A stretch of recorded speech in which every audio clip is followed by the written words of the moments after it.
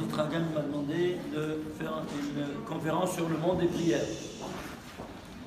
Alors pour commencer à cette thématique, il faut passer par les secrets de la Ménorah pour comprendre pourquoi on doit prier. Qu'est-ce que la Ménorah? C'est le plan de la création universelle. Tel un architecte qui fait, avant de construire une bâtisse, qu'est-ce qu'il fait d'après vous? Il fait les plans. Il va sur le champ, il prend tous les plans qu'il a dessinés et il va réaliser son œuvre. Ainsi nous dit Rabbi Shimon Bar Yochai, il a fait avant la création du monde. Istakel beoraita u bara alma. Il a vu dans la Torah, il a créé le monde. C'est-à-dire la Torah était préexistante avant la création du monde.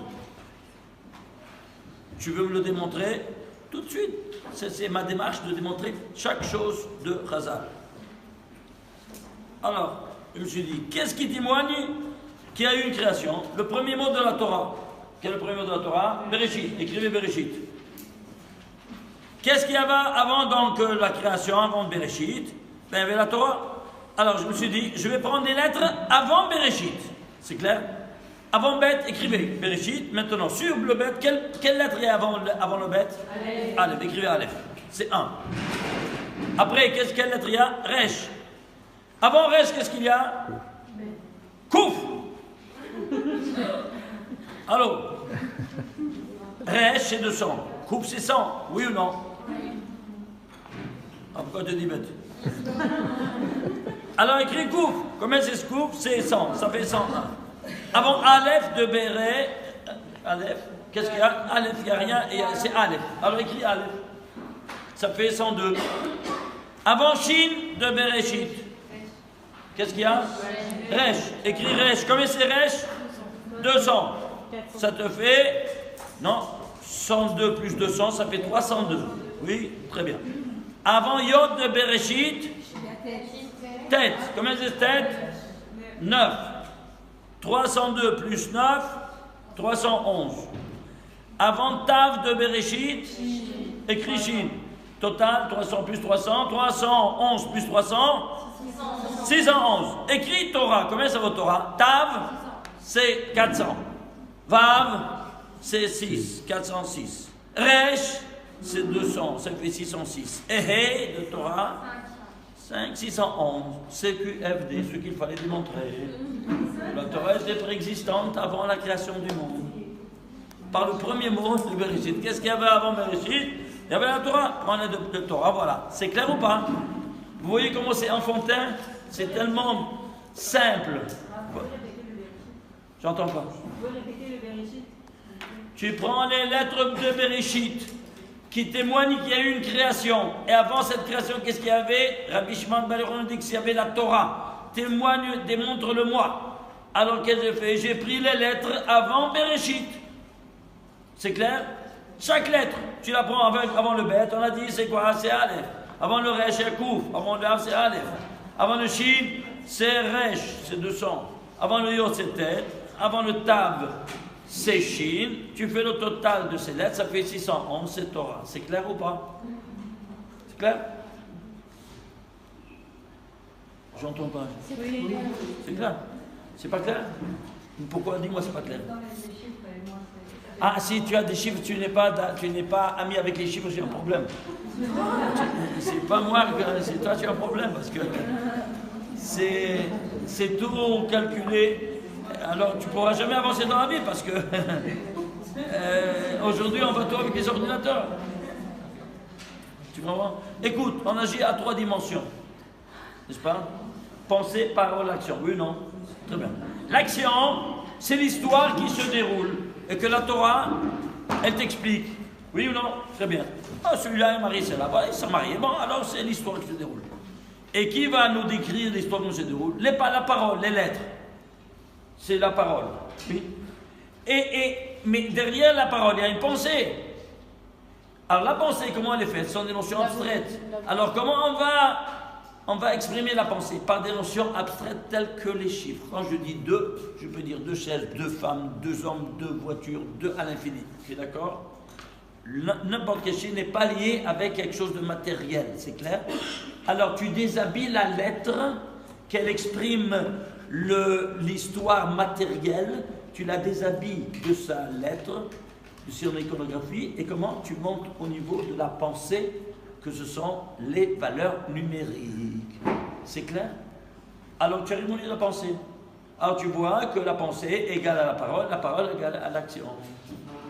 Ça c'est seulement à travers la langue sainte que tu as une identité équationnelle mathématique entre la pensée, la parole et l'action. C'est clair ou pas? Tu veux un petit exemple? Oui. Des exemples, ça va. Kabbalat Ol Malchut Shamaim.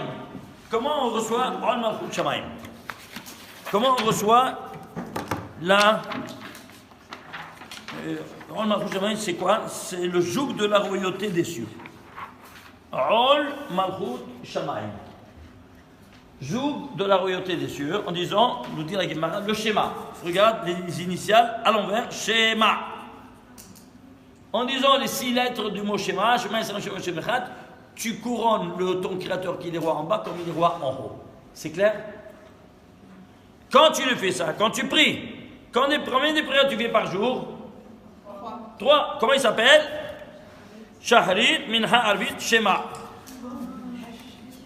Avant il était à l'envers, maintenant il est à l'endroit. Pourquoi? Parce que dès que tu commences à prier, ce monde-ci, il est Alma de Shikre, il est toi à l'envers. Mais dès que tu commences à prier, même les choses tordues, tu les redresses. Regarde la force de la prière. C'est clair ou pas? Écoute, ici, tu vois, c'est à l'envers. Le schéma, c'est écrit à l'envers. Pourquoi? Parce que ce monde-ci, par rapport à l'autre monde, il est Alma de Shikre, le monde à l'envers. Tu fais à l'image et ressemblance divine. C'est écrit, oui ou non? Qu'est-ce que ça veut dire image et ressemblance divine? Quand tu fais une photo, comment elle est la photo au fond de ta caméra? À l'envers ou pas? Oui. Alors c'est pas un monde à l'envers? Oui. Tout est à l'envers, même ce que tu vois dans le fond de ta rétine, c'est à l'envers. C'est pas un monde à l'envers?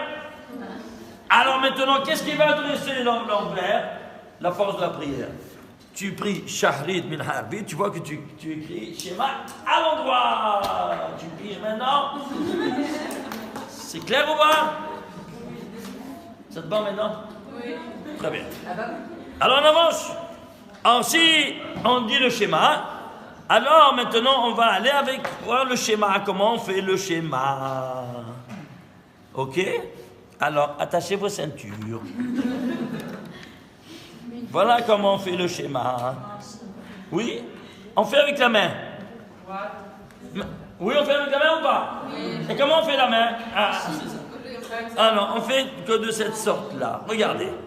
Le pouce, on le plie en forme de dalet.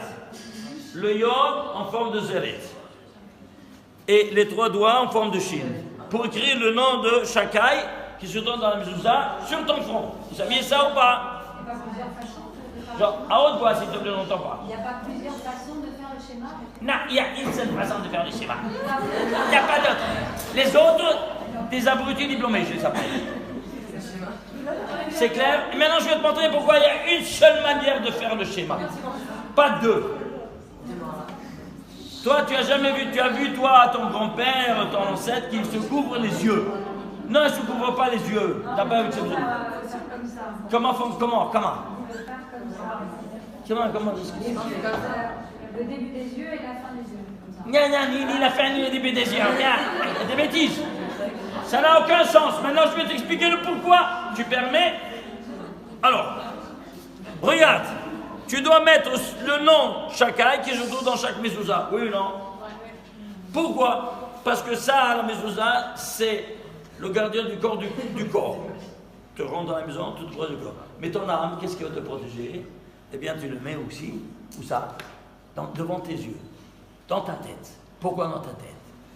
Pour la simple raison que toi, tu vas prendre sur toi Ol Malchut Shamaim à travers le Shin Dalet Yud, le très saint nom divin, qui te dit quel est le sens de Shakai. Nous dit la Gemara, qu'est-ce que ça veut dire Shakai? Répond Resh Lakish, dans Hagiga, il te dit Shamat Yorami Dai, qui a dit à son monde Dai, suffit. Alors, Dai c'est quoi? C'est le Shabbat qui dit Dai au jour de la semaine, au travail. Et maintenant, qu'est-ce que tu fais maintenant?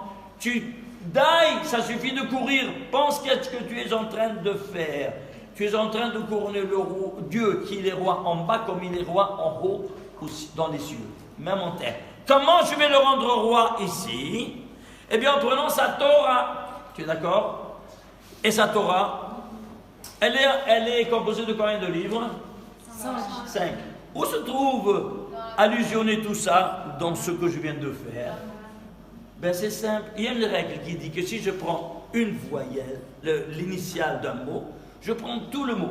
Tout comme si je prenais ta tête, je prends tout ton corps. Tu es d'accord? Oui. Tu es renfermé dans la tête, tu es renfermé dans la première initiale du mot. Très bien. Alors je vais prendre les initiales des 5 livres qui caractérisent toute la Torah. Ok? Écrivez. Bereshit. Bet. Combien ça vaut Bet? 2. Shemot. Shin. Combien ça vaut Shin? 300. Ça fait 300. 2. Vayikra. Combien ça fait? Vav. 6. Alors, on a dit combien? C'est 308. 302. Et 6, 308. Bamidbar. Ben, ça fait 310. Et Devarim, Dalet, 314. Regardez ici, s'il vous plaît. Shin, combien ça vaut? 300. Yod, 10. Et Dalet, 14. 314. Boum! Ishtabar chez moi. Tu piges maintenant? C'est clair? Pardon? Vaïkra. Vav. Vav, ça vaut 6. Bamidbar, ça vaut 2. Bet. L'initial, c'est Bet. Et Devarim, Dalet, c'est 4. Devarim, c'est combien? Pardon? Devarim, c'est combien? Devarim, 4. Dalet. Dalet, c'est 4. Oh. Écoutez, vous devez avoir ça devant vous.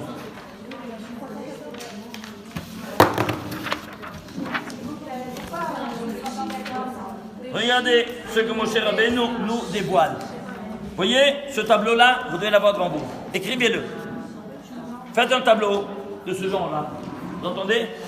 Alors, vous écrivez 1, 2, 3, 4, 5, 6, 7, 8, 9. Vous faites 1, 2, 3, 4, 4 lignes.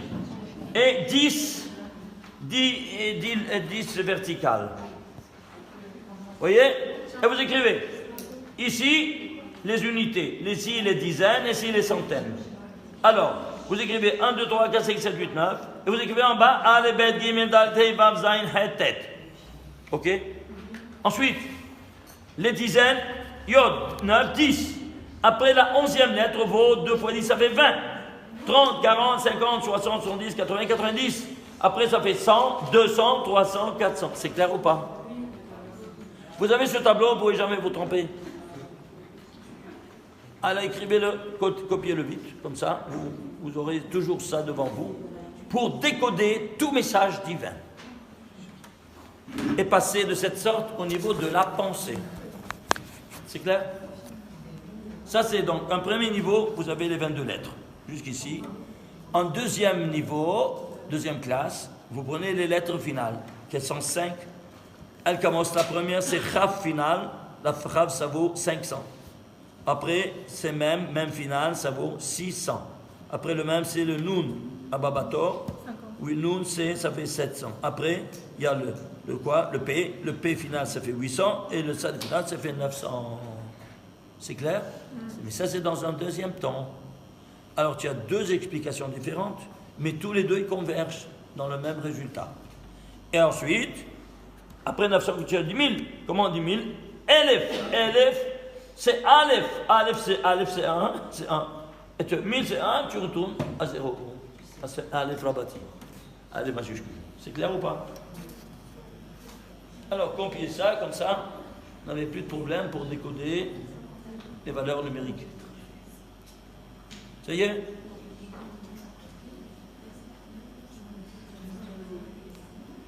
C'est clair? Maintenant, qu'est-ce qui se passe? Maintenant, retournons dans le mouton.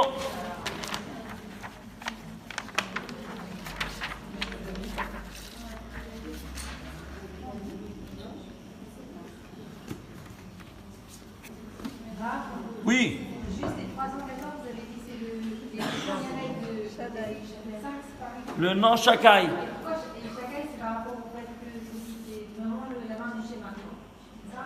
C'est ça? Pourquoi prendre ce nom d'Hachem Shakai? J'ai un grave taille de l'amour. Parce qu'il te dit ça suffit de courir, maintenant essaie de penser qu'est-ce que je suis en train de faire maintenant en disant le schéma. De couronner le Créateur qui est roi en bas comme il est roi en haut. Comment? En prenant toute sa Torah, qu'elle est composée des 5 livres, et ce geste religieux vient évoquer tout ce que je viens de dire. C'est clair? Que je prends sur moi toute la Sainte Torah, tous les 5 livres de la Torah. Alors si je prends tous les 5 livres de la Torah, alors je le couronne qui est en bas roi comme il est roi en haut. Parce que je fais actualiser sa législation en bas, comme elle est en haut. C'est clair? Je ne l'ai pas couronné qu'il est roi en bas aussi, de cette manière? C'est clair? Alors ça sort Shem Shakai qui te protège. C'est clair maintenant? Alors, j'ai fait intervenir combien des doigts? 5. Alors prenons la valeur du nom des doigts. Comment il s'appelle ce doigt-là en hébreu? Bohen. Très bien. Alors, attachez vos ceintures, on commence. Bohen. Bet, 2, 5, plus 50, ça fait 57. Comment il s'appelle ce doigt-là? Etzba. Etzba. Alors, tu fais le gematria de Etzba. Comment il s'appelle ce doigt? Amma. Oui ou non? Amma, c'est combien c'est? 46. Comment il s'appelle ce doigt-là? Kemitsa. Tu fais Kemitsa, c'est 245. Comment il s'appelle ce doigt? Zeret. Ça fait 607. Eh bien, si tu fais le total du nom des 5, 1118. Alors, 1118, 1118, 1118. Pourquoi? Parce que toi, tu dis, dans le schéma, tu dis au nom de la parole, qu'est-ce que tu dis? Schéma Israël Hashem Hashem Echad, oui non? Alors tu traduis, schéma 410, Israël 541, Hashem 26, Elokeinu 102, Hashem 26, Echad 13, total 1118. Au niveau de la pensée, tu as 1118 kHz. Au niveau de la parole, tu as dit 25 lettres qui valent 1118.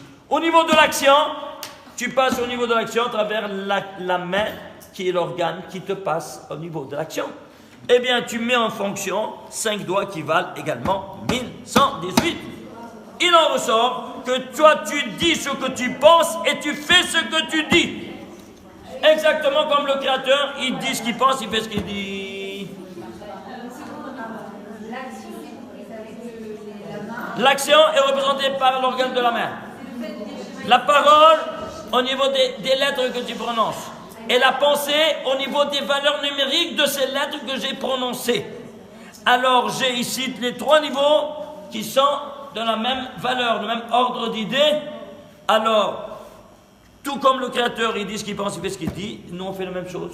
Mais malheureusement, nous en bas, on ne dit pas ce qu'on pense, on ne fait pas ce qu'on dit. Alors on a un problème. Très gros problème, n'est-ce pas? Mais tu fais l'image de son boss divine, alors tu dois te comporter comme là-haut. De dire ce que tu penses et de faire ce que tu dis. C'est clair ou pas?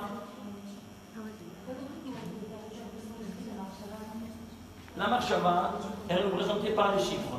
Je l'ai dit avant. C'est clair? Et la parole par les lettres.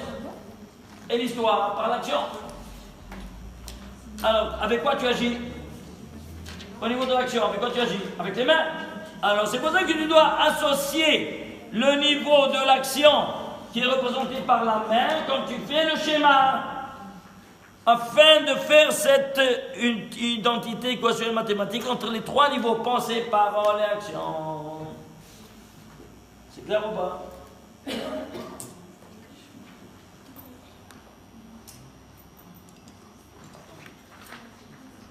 Vous avez des difficultés, dites-moi. Moi, j'ai juste pas pensé, quand vous avez dit on met 178, mais 178 quoi? C'est 118 vaisseaux dans notre monde? Non, j'ai pris la valeur numérique de Bohen, la valeur des lettres. Ce sont valeurs numériques que des lettres. Valeur numérique de niveau de l'action, c'est les lettres. Le niveau de la parole, j'ai prononcé ces 25, ces 6 mots qui ont valeur 1118. Et alors, c'est tout ça, 1118. 118 Hertz. Si tu veux, on parle aujourd'hui en kilohertz, c'est de kilohertz, c'est en ondes. Ça, c'est la pensée, c'est la pensée. avancé, tu ne vois pas, tu as une pensée, une fonction abstraite, comme les chiffres. Tu as 1118, c'est quoi 1118? Tu comprends pas, c'est quoi 1118? 1118, c'est une valeur numérique, point final. Alors maintenant, ça c'est le visa d'entrée par là-haut. Écoutez-moi bien, c'est le visa d'entrée là-haut. Alors si c'est le visa d'entrée là-haut, alors écoutez-moi bien, c'est un visa, vous savez, le passeport, il se renouvelle chaque 12 mois. Alors que ce visa, il a validité pas 12 mois, mais 12 heures.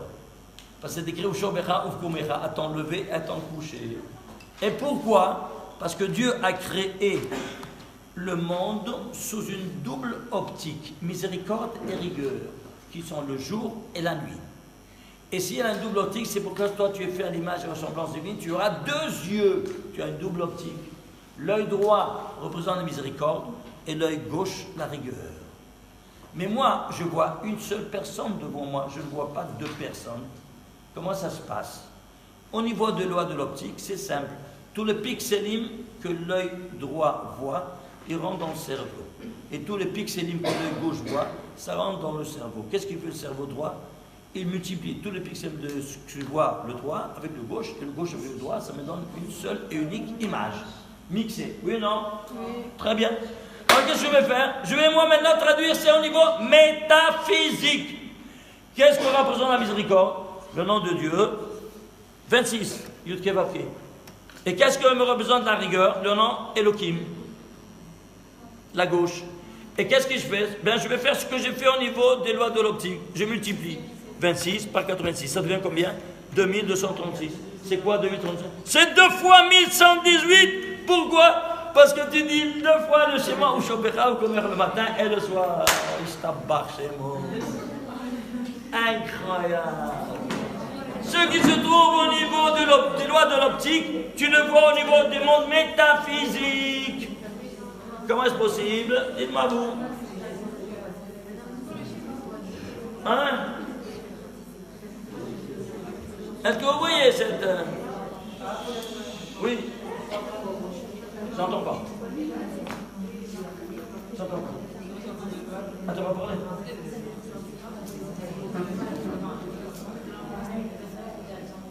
Vous avez des questions? Allez-y. Oui.